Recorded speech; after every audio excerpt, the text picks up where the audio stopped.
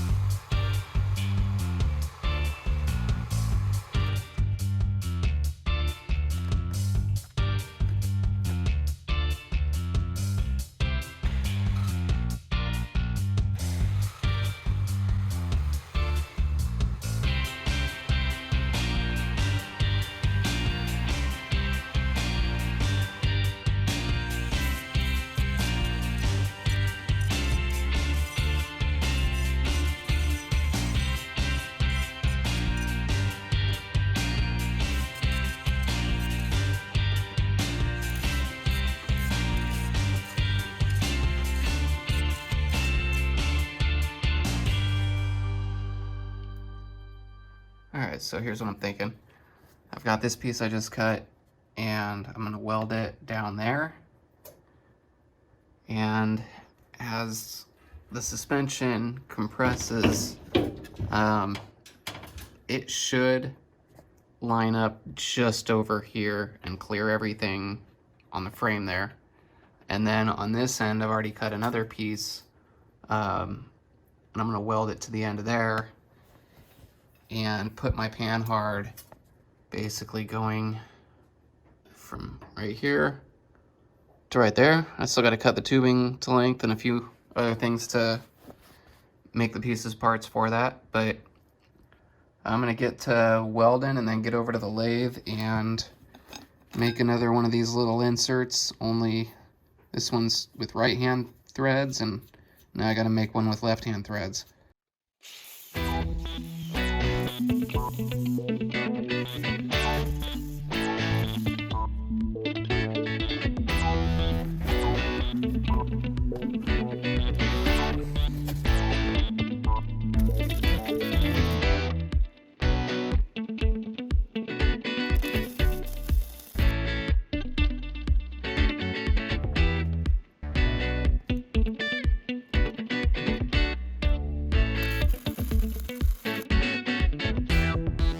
So that's tucked in place, and I can go on attacking that one up.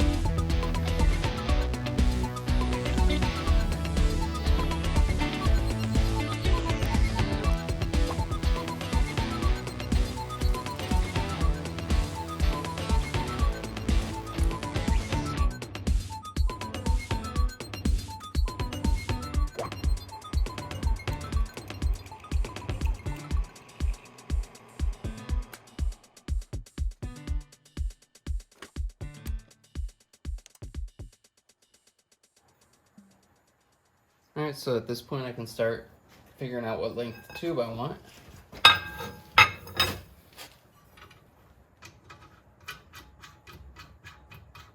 I don't have any jam nuts at the moment, and so I'm just going to leave enough room in there so I can still have a jam nut on this side and lock it down. Same thing on this one.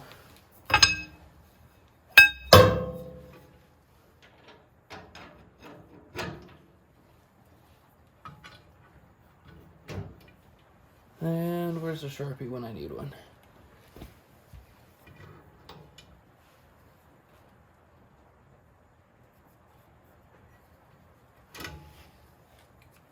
Alright, I'm gonna get that cut.